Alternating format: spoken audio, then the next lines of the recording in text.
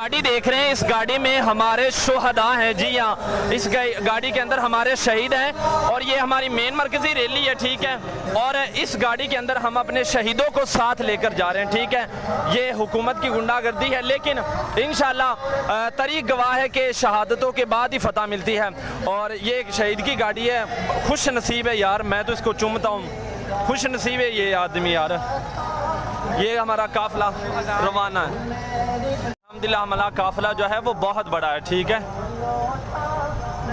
ابھی ہم آگے ہیں پل سے، ورنہ آپ کو رینجر دکھاتے تو آپ بھی حیران ہو جاتے.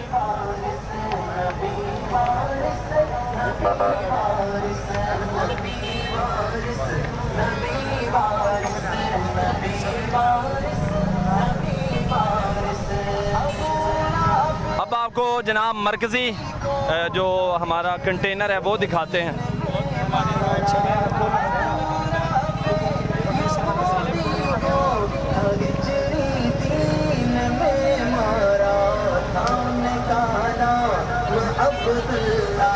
نبی